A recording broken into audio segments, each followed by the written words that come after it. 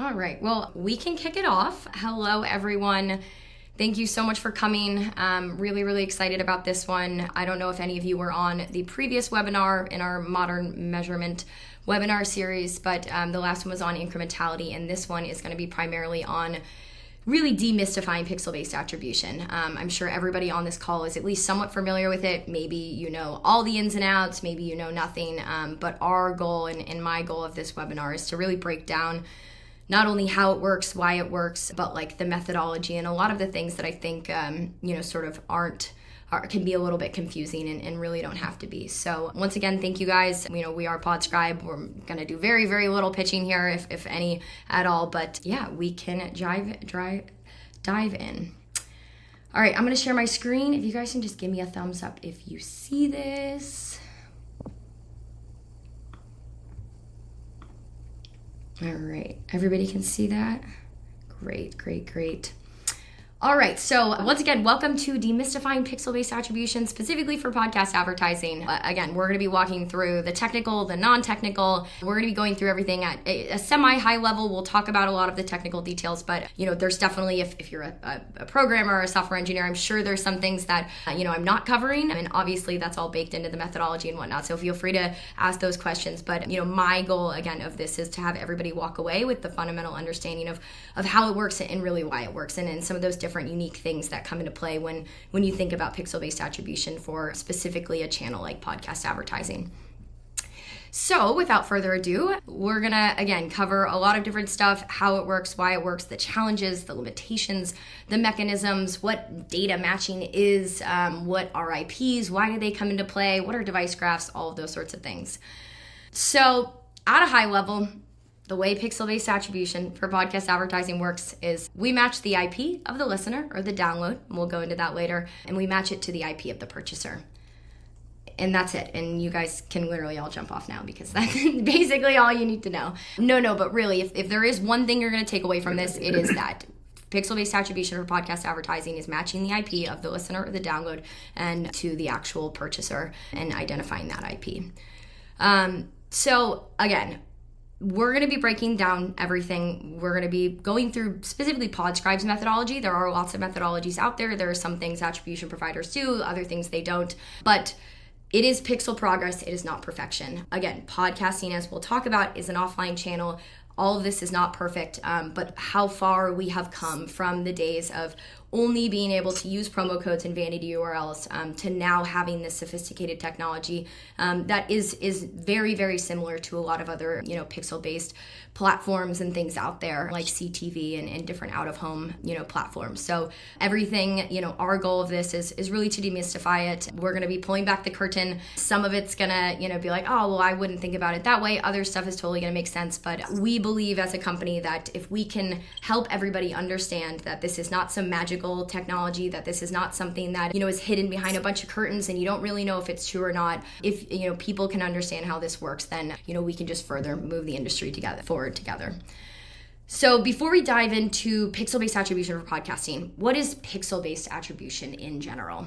Well, we've got to start out with what a pixel is. So again, important to know, but the how it works isn't as important. But a pixel is basically a small piece of code that's embedded into your website and then also embedded into the ad. It allows marketers in particular, for advertisers to basically, track and measure the interactions on their website. So whether that's a promo or a purchase, whether that's a lead, whether that's a site visit, all of that sort of stuff. That's what a pixel allows us to do. And again, it is really literally just like a pixel, like a 1x1 pixel that if you're using Facebook, Google, TikTok, or Pinterest, you literally cannot run ads without these. I don't even know if Facebook will let you run ads without them, but you'd basically be, throwing spaghetti at the wall.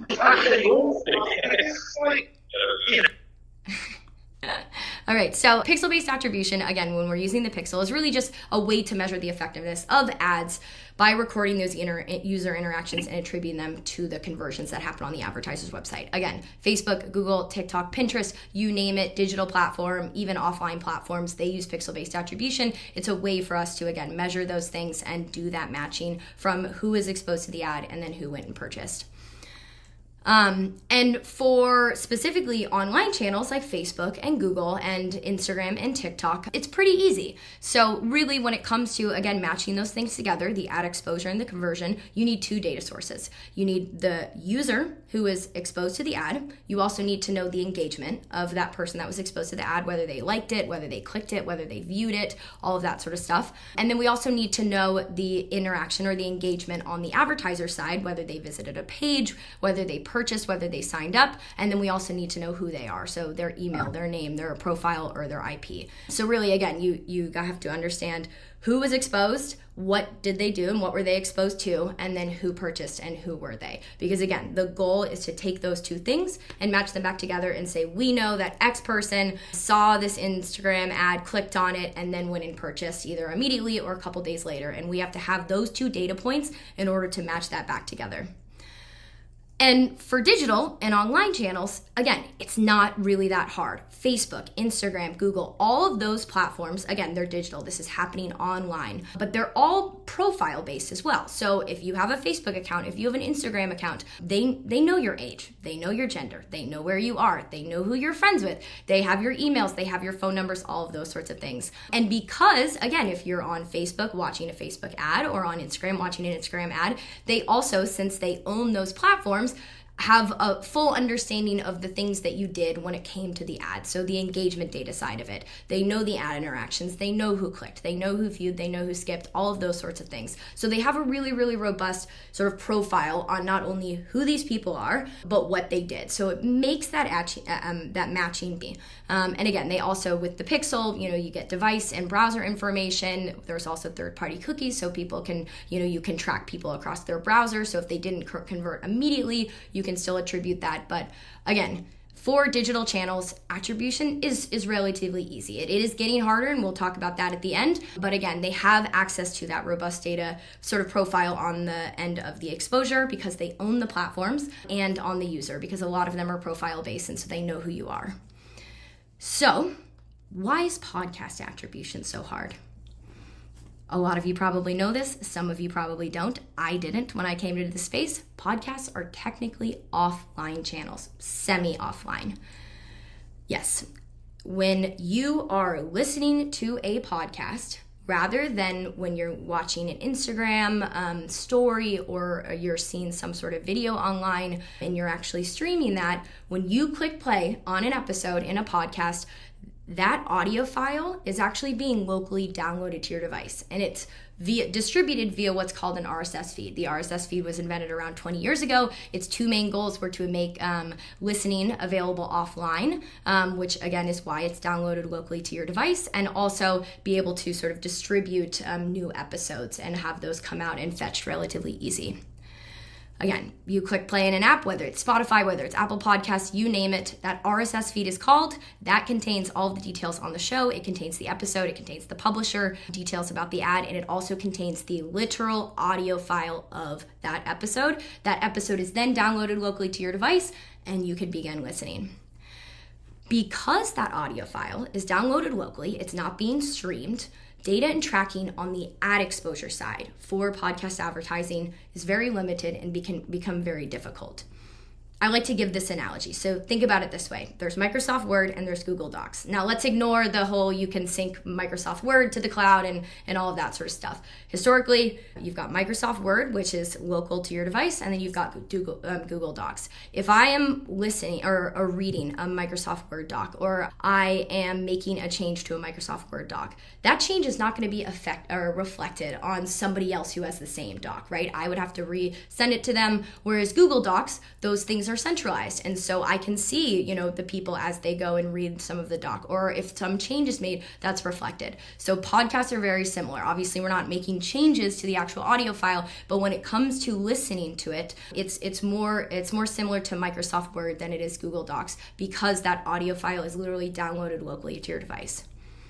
So for podcast ads, The ad exposure data, what we know about how people are listening, what they are listening, and all of that for specifically an offline channel like that is pretty limited. We've got less data, we've got less user tracking, and because it's not online, we have a lot less engagement data. And in fact, again, the RSS feed only can provide us with a couple details. Again, we know the show, we know the ad, and we know the episode, we have the audio file. We can also grab what's called an IP, and then we also know the time of download. But it's not as robust as Facebook, Instagram, and all of those because we don't know who these people are. We don't know where they're going, we don't know what they're doing, and we also, because that audio file is downloaded online or on your mobile device locally, we actually don't really know how far people are going through the ad or the episode in particular.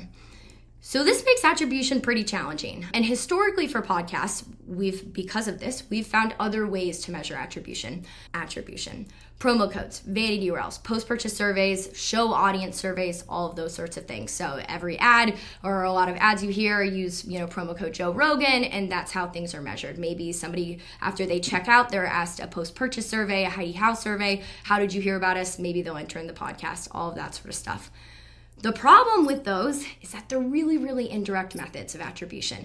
They rely on the user. I mean, how many of you could off the top of your head remember a podcast ad promo code? What about a URL? They're also really delayed. So maybe you listen to it at one point and then you find, you saw a Facebook ad and you're like, oh, what was that, podcast promo? Maybe you Google it and then you go and use it. Promo code leakages are all too common. If you were to Google any brand's name and search brand name promo code, there's going to be a list of promo codes. A lot of those are going to be podcast promo codes. It has a lot of limited accessibility. If you're a brand or a company that can't use promo codes from legal reasons or because of, development resources, that basically eliminates you from being able to run podcast ads because you won't be able to attribute them.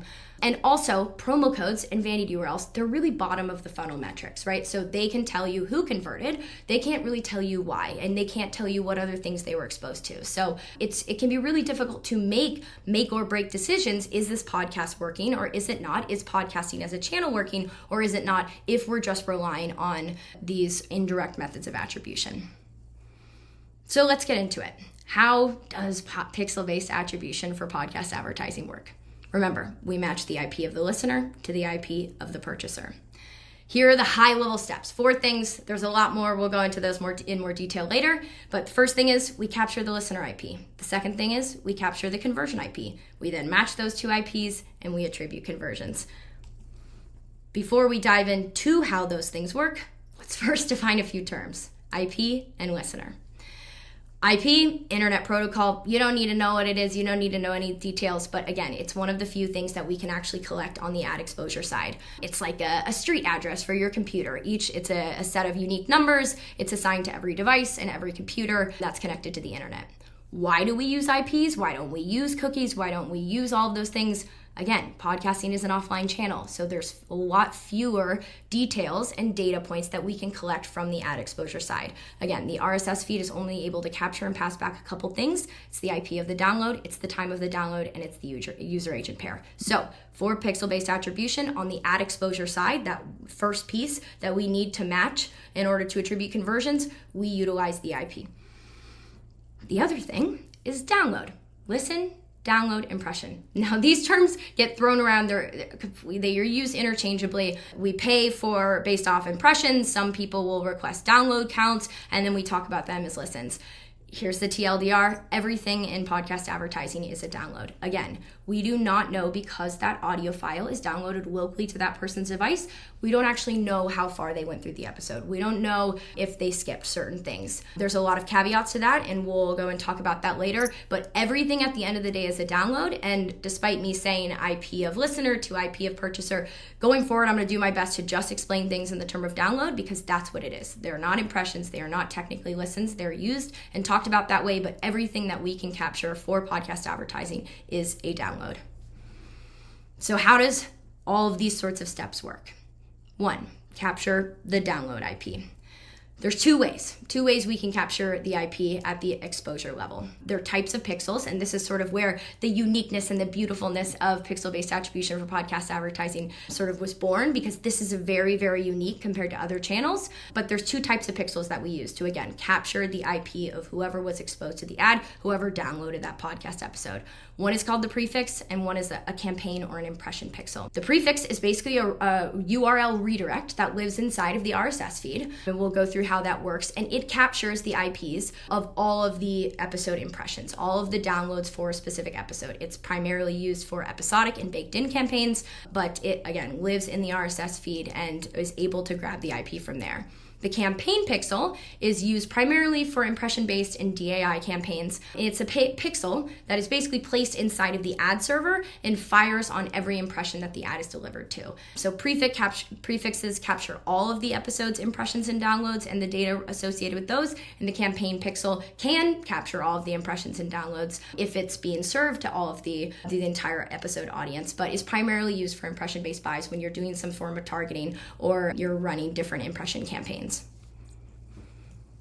So a prefix, again, this is a really, really unique thing to podcast advertising. Baked in and episodic buys. You click play on an episode. That RSS feed is called. Again, the RSS feed contains all the details about the episode, about the show, and it contains that actual audio file that is then downloaded to your device.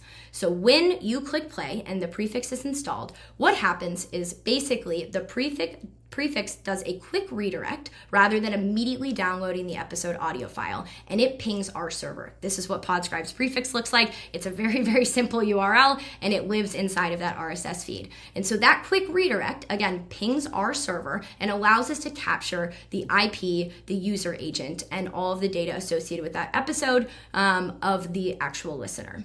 Following that quick redirect, the episode file is downloaded and listening commences. I will say this does not affect the listener experience at all. This happens in, times that are completely unnoticeable to the human.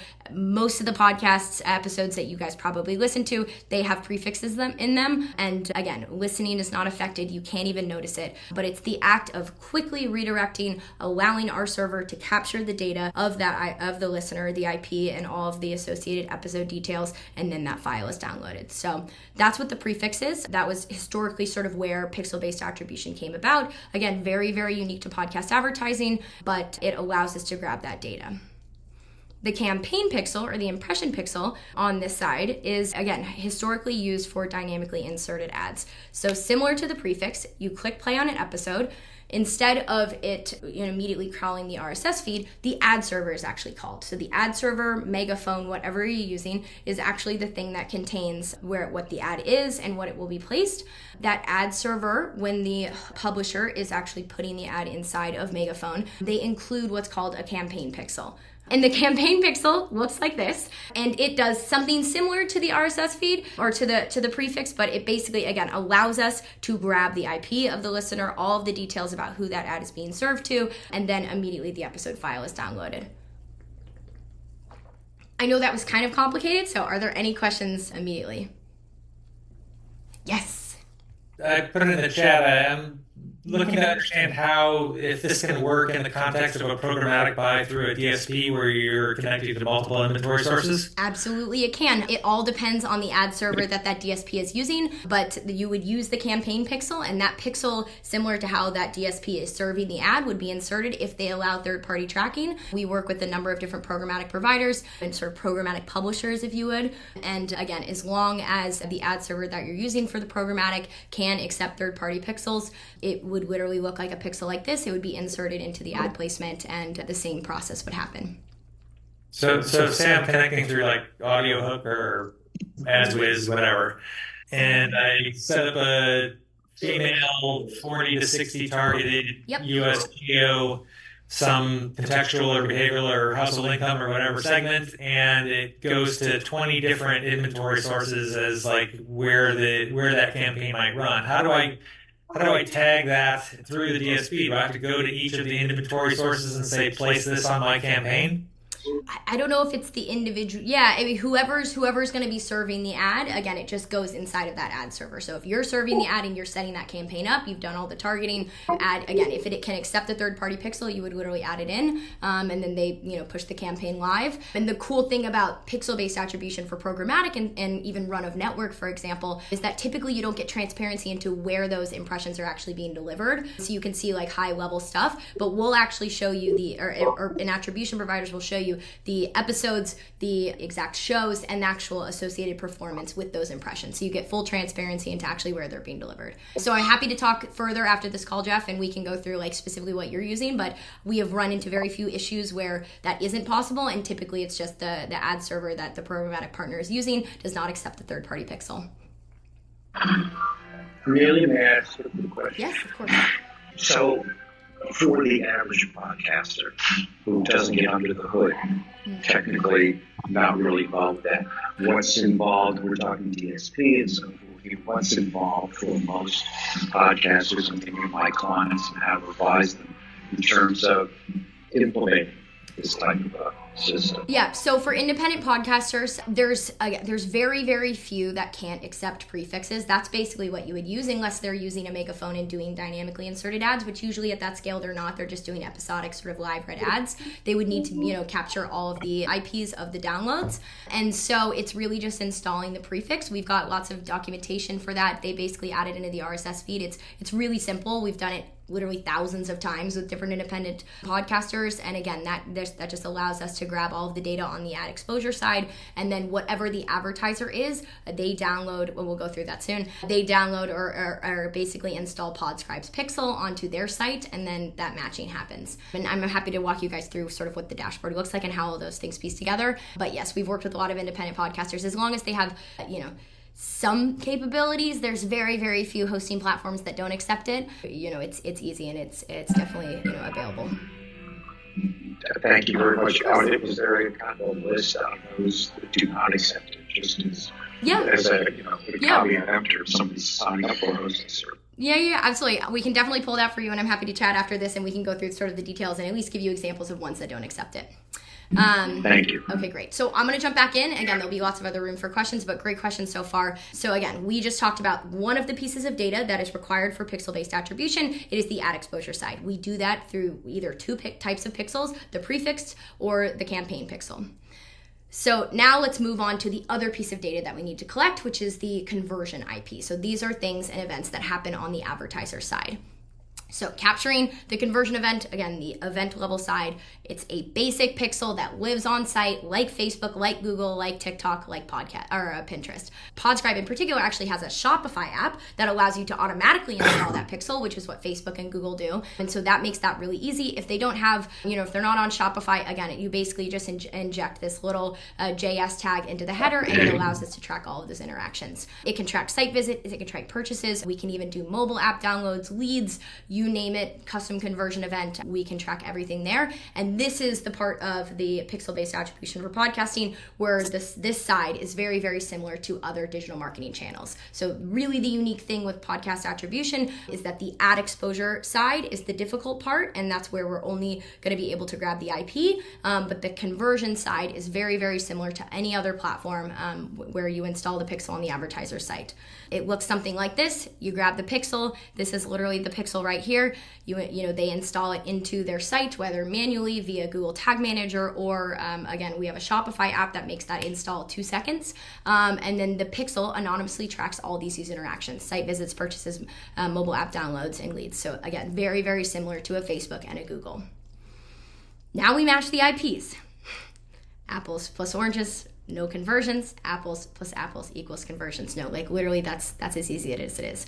We look at the download IP, IP 123. We look at the conversion IP, other IP 123, 4, and that's a distributed conversion. So there's some technicality in that, in the sense that obviously we don't do these things manually. There's systems and databases that do this process, but we are looking for the same IPs from the ad exposure side, which is the IP of the download, and then matching that to the conversion IP, which is the IP that we capture on the advertiser's end.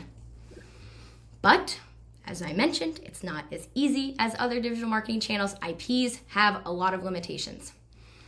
Let's go through those.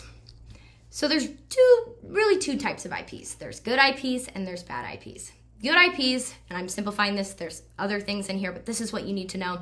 There's fixed IPs, which are basically IP addresses assigned to a home user or a permanent IP address assigned to a device, and then there's noisy IPs. Noisy IPs are basically IPs that are shared amongst a number of different users. So public Wi-Fi, cafes, cellular, universities, corporate offices. When you're walking around Times Square and you're listening to a podcast episode, you are sharing that IP with your, whoever has the same cellular network in that direct area. So because of this makes attribution a little bit hard. To 40%, it changes of podcast download, the IPs that we can collect are going to be noisy. The percentage of whatever percentage of them, whether they're static or whether they're noisy, it differs from every podcast. It all is based on their listeners. It all is based on what the listeners are doing. So this is an example I screenshotted right from our dashboard. This show in particular, this first line are the static IPs. So 82% of the impressions that were delivered were on static or residential IPs, and then the remainder of them were on noisy IPs.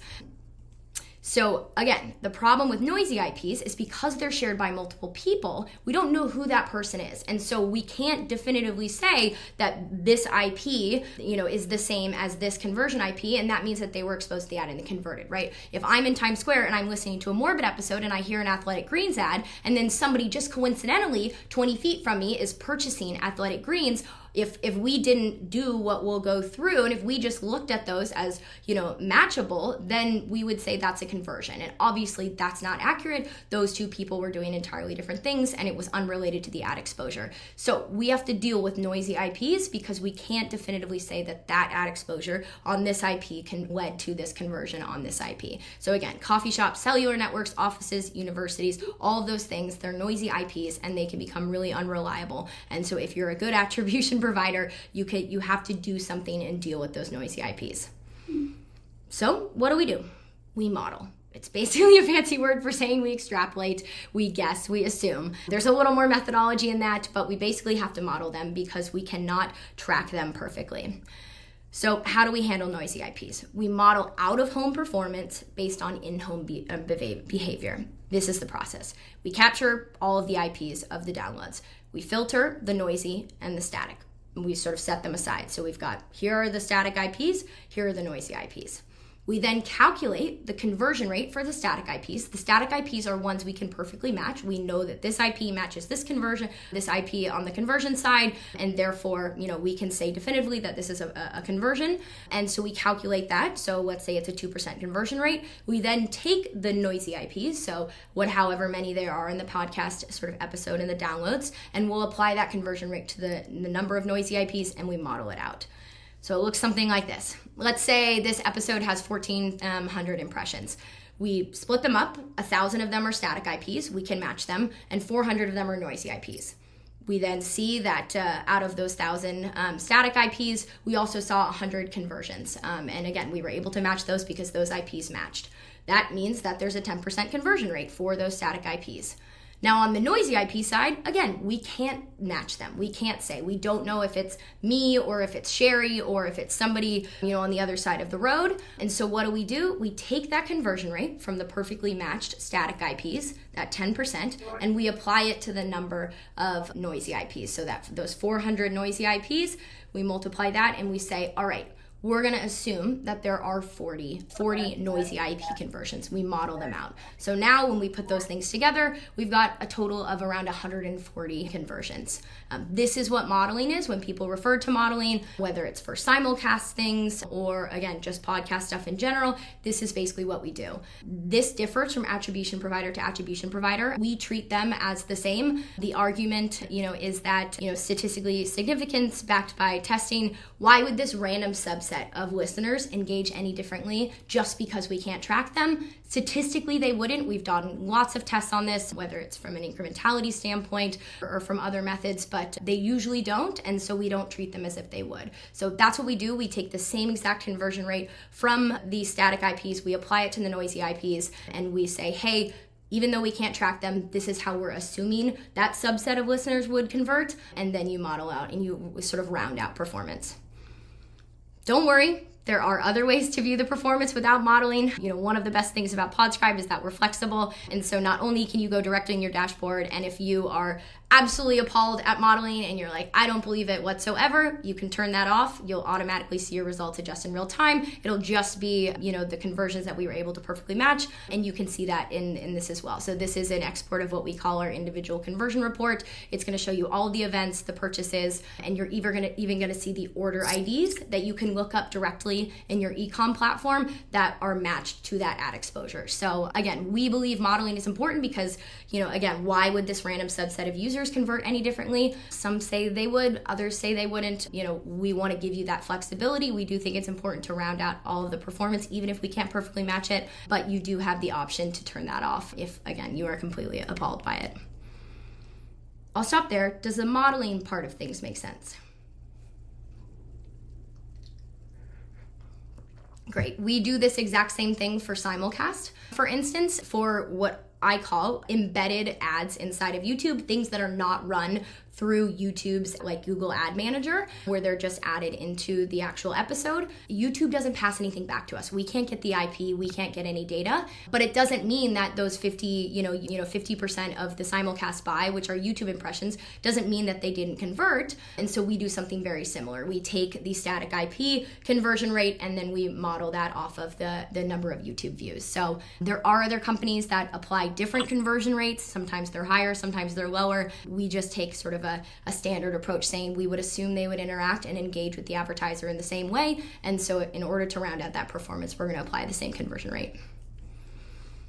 Now, there's another thing that happens. What happens when the listen and the purchase occur on different devices? You're listening to an Athletic Greens ad on the Morbid podcast, and then a couple days later you go on your computer and you purchase Athletic Greens. This is where dealing with multiple devices and specifically device graphs come into play. All you need to know about device graphs is that they are data structures that anonymously link individuals to their personal devices. You've got the individuals here and you've got the devices. Device graphs are really, really good at this. Every single attribution provider, company, you name it, whether it's Facebook, whether it's Google, they use device graphs. There's always things that are going to be difficult to match. And so device graphs basically have a list of individuals and residential IPs, and they also are then, have their associated devices. So this has been around from forever in the ages of marketing. They get these things from a number of different sources, your credit card companies, your phone companies, but they're basically databases that have both of those things, and they're really good at matching those things together. So for instance, Podscribe, we use TapAd. It's a part of Experian, which is one of the largest device graphs and sort of like identity graphs in the industry. And again, it allows us to provide a more accurate mapping and matching of these interactions, because even though I listened on my mobile phone and I purchased on my laptop computer, all we have to do is pass back both of those IPs, and the device graph is going to be able to say, hey, we know that even though those two things look different, we know they both belong to Amelia. So really the benefits of device graphs are they improve the match rate. They're really good at cross-matching conversions on different IPs. They also can help reduce noisy IPs because, again, they know the devices that these people own and what IPs they're associated with it, and they help better match performance. One of the unique things Podscribe does in our advertiser side pixel is we also collect what are called hashed emails. Hashed emails are basically the email address that person checks out with, but hashed, so it's completely anonymous. We literally cannot decode it and see that email, but by collecting those, we can pass those back to TapAd, and it can improve the match rate by about 10 to 20%. So again, it helps denoise them. It helps further match those IPs that happen on different devices, those exposures and conversions. And it's a really, really important part for pixel-based attribution, whether it's CTV, whether it's podcasting, because again, it helps narrow down the required amount of modeling involved and helps us get better and closer to sort of a one-to-one match. So again, cross-device linking, household identification. Again, we can basically, even because we have different data sets on the advertiser side, the cookie ID and the hashed ID, we can send those and basically query those into TapAd, and it'll return the household ID that's associated with those. And then that allows us to basically say, oh, hey, we know that person listened. And now, even though those two IPs look different and they're on different devices, because of the device graph, we know that they're the same person, aka attributed conversion. So let's bring it all together. A lot more steps than the beginning. We capture the download IP. We capture the conversion IP. We filter out the noisy IPs. We match the residential IPs. We then model out the performance of noisy IPs. We match the IPs across devices. And there you have it. We're able to attribute conversions. Any questions? Oh, come on. I know you guys have questions. I'll throw mine up if everybody else's. Okay. I put this in the chat. I just wonder what's the error rate for data calculations.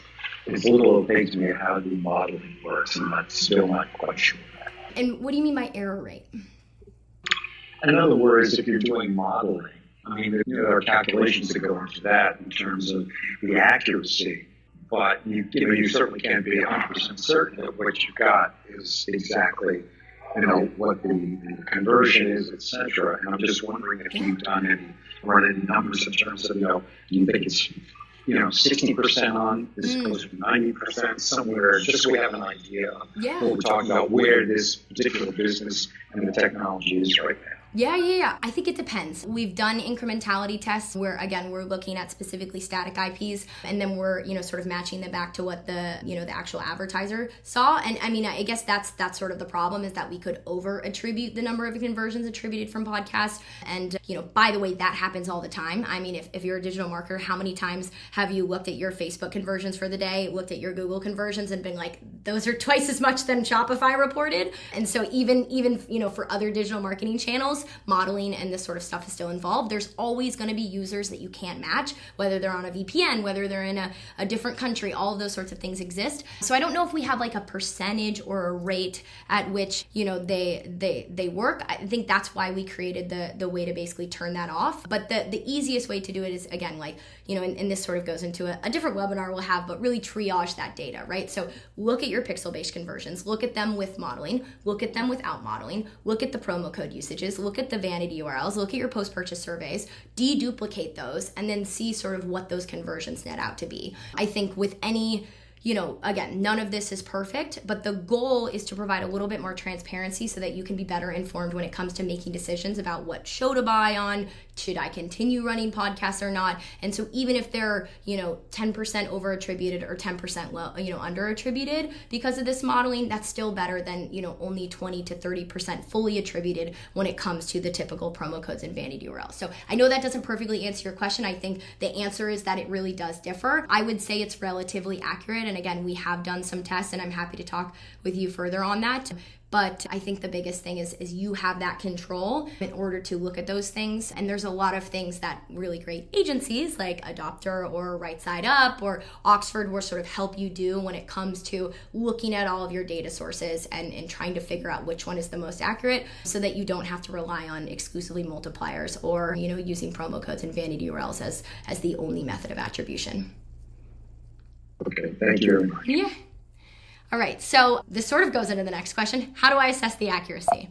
So really, again, when you're looking at an attribution provider, when you're trying to figure out the data, there's three main things that we are sort of our values and that we think everybody should, at least look for: flexibility, control, and transparency. Podscribe, for instance, has a number of different ways where you can basically adjust your attribution settings. You can change the model in real time. Our default is 30 days, but you can lower that to 1 day. If we work with a lot of advertisers who are spending so much in other channels that they don't, want ad exposure to purchase be allowed to be attributed within 30 days, and they'll narrow it down to 7 days, for instance. So that means that if somebody listened to an ad and they purchased within 7 days and they were saying that they were exposed to that ad, then we count the conversion. But if they purchased within 14 days and those IPs match, we're not going to count the conversion. So we allow, again, directly in the dashboard, you can toggle that attribution and conversion window. You can see these numbers update in real time. And so brand to brand, if you have a high AOV or a low AOV, if you're spending on a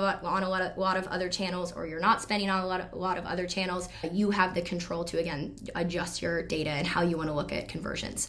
We also offer a number of different attribution models: first click, or last listen, multi time decay. So if you, again, are a brand focusing on specifically brand awareness and you want to know the first interaction and all of the credit should be focused on that, you could do a first click model. We have a bunch of different articles on how to choose what these attribution models mean. But the flexibility and the control component comes into you have the ability to, in real time, select these things for whatever fits your brand. You can export the data and, again, triage it, look at it, and come to the right decision that's best for that advertiser without having to submit a support ticket or, again, not really believing the data.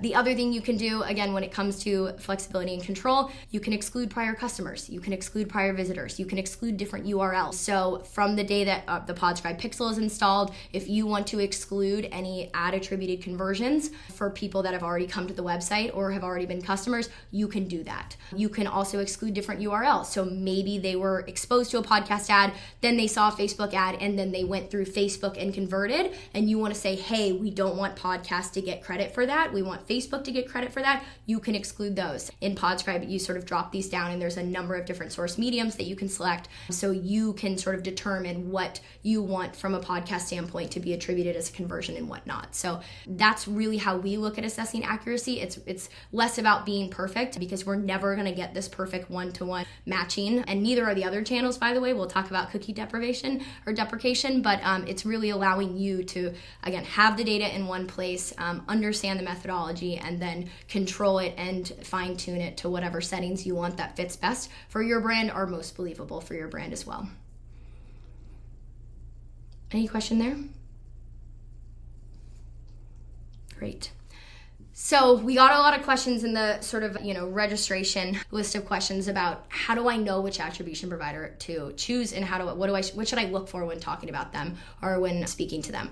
Obviously, I'm biased. I think we're really great, but there's a couple key things that we think are really, really important, not only for the industry, but for, again, assessing accuracy and making sure that, you're choosing the right choice. So there's this awesome company called the IAB. They are really important in standardizing what, how we measure, how we count, all those methodologies related to podcast advertising. We strongly believe that in order for the industry to continue moving forward and to continue growing, we need to focus on standardization. As I talked previously in the other slide, downloads, listens, and impressions, those things are all used interchangeably, but the reality of it is everything at the end of the day is a download, and how you count and how a company counts what a download is and what should be counted as a download should be required to go through some sort of standardization so that we're all looking at apples to apples, not apples and oranges. And so being IAB certified, being IAB verified, having a third party go through and basically check and fact check your methodology is really, really important. And that's something we believe everybody should look for in a partner.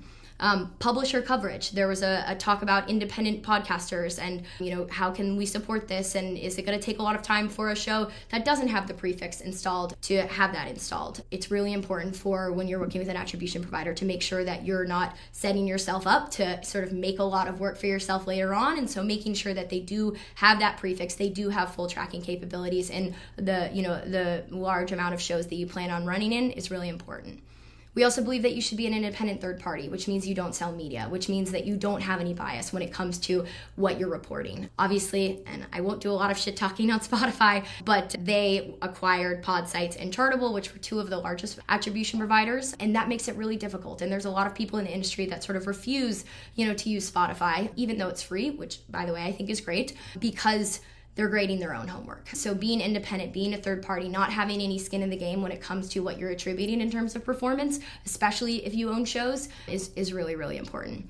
Again, I don't have to run through all these, but flexibility and control, the ability to integrate with multimedia mix platforms as well as multi-touch attribution platforms is really, really critical. There's so many advertisers that are, using these platforms, whether it's Northbeam, whether it's Rockerbox, whether it's Triple Whale, and they use it to sort of centralize all of their paid media and look at things in multiple different ways from like a multi-touch attribution standpoint. And being able to pipe podcast data into that is really, really important. And a lot of, specific companies won't even work or think about podcast ads if they aren't able to, again, take all of that data and then look at it alongside all of their other channels. Real-time reporting, the ability to automate campaign ingestion, so no uploading a CSV every time a campaign changes, no having to contact support when those things sort of change is important, and I could go on and on. But these are some of the things that, after talking with so many advertisers, over the years, that are really, really important to them, and I think that they should at least be considered when you're talking to an attribution provider. All right, the fun part. We only have a couple more slides. I know this has been the longest monologue ever, but cookie deprivation. So there's a lot of talk right now about how pixel-based attribution is going to change when cookies get deprecated and all of that sort of stuff. I'll start off just by saying it literally won't affect anything at all, at least for pixel-based attribution. On the ad exposure side, we rely on the IPs The IPs have nothing to do with cookies. The IPs have nothing to do with any of the privacy changes going on. And so that part of pixel-based attribution for podcasting is not going to be affected. If anybody tells you it is, have them come to us.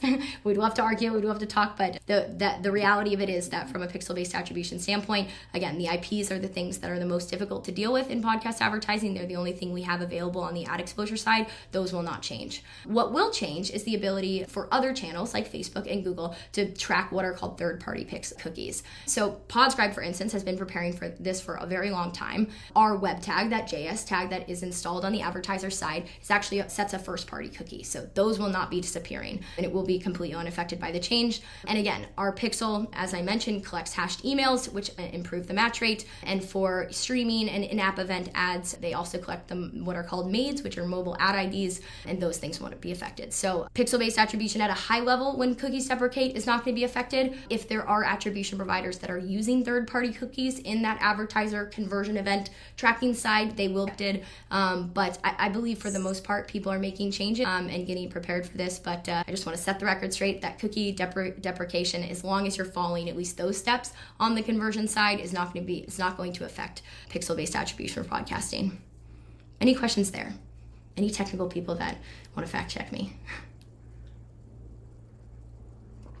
Easy peasy. All right. So another question that we got alongside how to assess an attribution provider is, what are the differences in methodologies? We've seen this a number of times. Hey, we ran on SPA and we saw these metrics, and then we ran on Podscribe and we saw these things. Why are they different? Why do they change? What is the standard? What is the source of truth? Every attribution provider, as I sort of mentioned at the beginning, does have their own methodology. The real things that can change at a high level in terms of differing from one company to another is whether they use a device graph anymore, how they do that matching, how they do that modeling. Again, do they use the same conversion rate? Do they use a different conversion rate when they're modeling? How they and what they sort of consider residential IPs. There's lots of libraries and databases that Podscribe is connected to, for instance, that are standards in terms of identifying those. If companies don't use those things or they use different ones, those can change. How they are counting and attributing a download. So that download count methodology, again, being certified and verified by the IAB is so critical, because it means that somebody is doing those checks and balances and making sure that you consider what you're counting as an impression or a download is what the rest of the industry is considering. And so if you don't follow the IAB standards, if your methodology hasn't been checked, then those impressions numbers, those download numbers can be different. How they're doing cross-device matching, how they're using that device graph. Are they collecting these hashed emails to better, sort of extrapolate and denoise and cross-device track so they can get to a more and closer one-to-one matching? And then again, how they're modeling. So there's lots of providers that don't use device graphs. There's lots of ones that don't use hashed emails. Some have different methodologies for determining what residential IPs are. And then I think the biggest thing that we're seeing right now, and again, I won't say who, but everybody's seen it in the news, is that, how you're actually counting what a download is. At the end of the day, it's downloads over conversions, which, equals your, CPA and your ROAS and your all of that sort of stuff. And so if there are attribution providers that are not standardizing what that download count methodology is, and so they have different download numbers, that is going to affect everything, from the download up. Does that make sense? Great.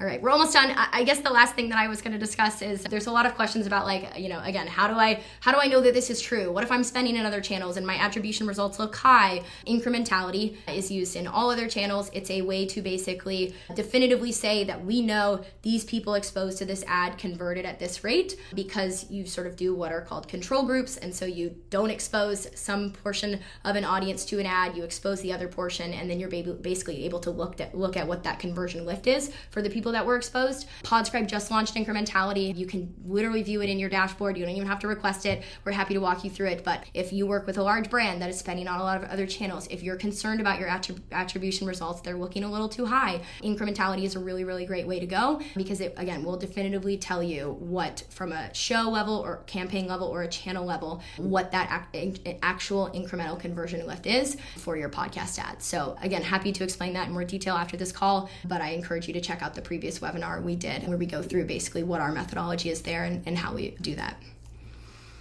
All right, what's next? I just went through 65 slides in this many minutes, so I'm impressed. Improved device graphs and identity graphs. There's lots of other device graphs out there. There's lots of identity graphs. They're always being improved. Podscribe in particular is looking at and talking to a number of different ones to further expand, again, how we can match and what we can match to get closer to that one-to-one. So those are always things to look out for. Incrementality testing, again, for podcast advertising is so critical because it can be hard as a new advertiser getting into the space to fully believe those results. And so when you do incrementality tests, again, it gives you that confidence. It lets you understand what that percent lift is of the audience exposed to the podcast ad. And it, again, is a really, really great way to go for, again, bringing the confidence back and assurance. Continued MTA and MMM integrations. Podscribe in particular is working with a number of them. We should have some other integrations out soon, but if you have an advertiser that is working with one of those, it can be really important, and they can often request that they want their podcast data and the attribution data piped into those, and so that's something to look out for. And we're also starting to test terrestrial and local radio, so getting these log files and doing a similar sort of process. But historically, pixel-based attribution has not been available for radio, and so that's a really exciting thing to look forward to. All right. Podscribe, transparency, control, flexibility, performance. Thank you guys for listening. I really appreciate it. I'll open it up to any questions.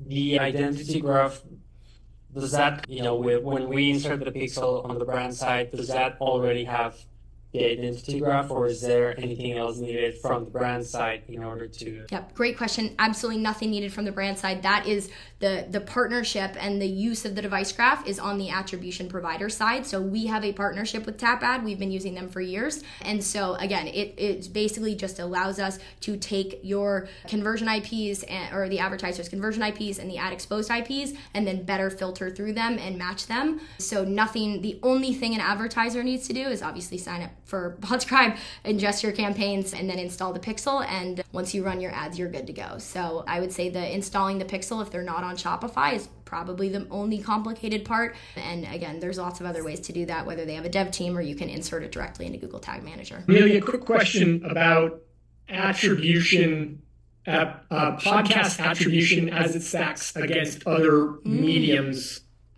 like display, yes, like social. Where is it coming in? How good is that as a medium versus some of the other ones? Great question. So I guess one thing I didn't discuss was there's a difference between a click and a listen. So when you click on a Facebook ad, Facebook knows you took that interaction and you went directly to the website. And again, they have all of that data so they can perfectly match. For things like display, for things like out of home, for things like CTV, most of the time those are what's called like view through attribution. So there's no action, there's no click that you can take on a podcast, right? Maybe you can click the below the fold notes things, but we're not going to get any of that data passed back. That's then going to be UTMs and Google Analytics sort of data. So I would say compared to out of home channels and offline channels, it's right up there. And I think actually the really exciting thing that a lot of people aren't talking about cookie deprecation is that, again, our methodology we've always had to rely on the IP level. It's not perfect. It's far from perfect. It gives us a lot less data. We have to do that modeling. Whereas, Facebook, they have all this data. They can really, really accurately match one-to-one.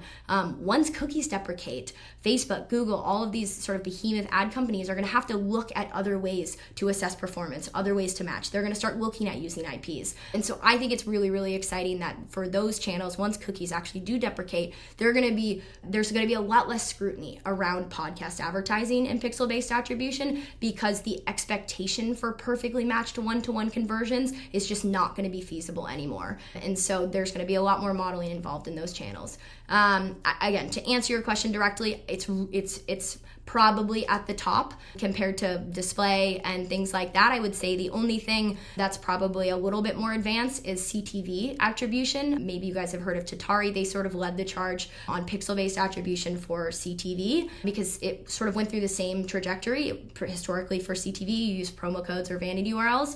And again, now they have a whole methodology for adopting and sort of looking at view-through conversions. So I would say we're probably just right behind that from a pixel-based podcast attribution standpoint.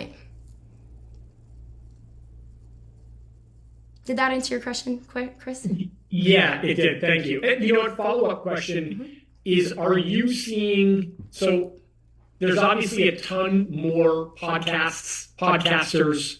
Are you seeing listening hours increasing? Where does where does podcast stand as far as media consumption percentage? Great question. We are probably not the company to show those stats. I think there was a recent stat that came out that was talking about YouTube versus other apps and things like that. So I don't know that off the top of my head. I believe the stat was that it is growing and it is continuing. And one of the interesting things I think was that YouTube actually surpassed the podcast listeners than even Google or Apple Podcast or Spotify. So I don't know that stat. I know it's growing, but I'm sure you could do a quick Google or look at Sounds Profitable and they'll have some larger stats there. Thanks. Yeah. Any other questions? Oh, wait, I think I wasn't even looking at the chat. Let's see who asked a question. All right. All right, so yeah, that was addressed. I have one last question. I had a colleague who wanted to attend this as well, but got pulled into another meeting. How is the recording going to be sent out? Yeah, great question. So it will be available on YouTube. I mean, the recording will be done basically after this call. So if you need it immediately, I'm happy to send you the unedited version, but you can expect in about a week it's going to be available on YouTube. I'll send a big email blast out with the slide deck and some other resources as well as this recording. So again, just let me know in terms of the timeline for when you need it, but it will be available on YouTube and emailed out to everybody via that link. Okay, great. Thank you. Yeah. All right, I'm just looking to see if I missed any other. All right, so Eric, I'm not sure if I addressed this question, and the noise of corporate IPs, curious about audience listening during their work day at a home office. Eric, are you still here? Do you want to elaborate on that question anymore and I can address it?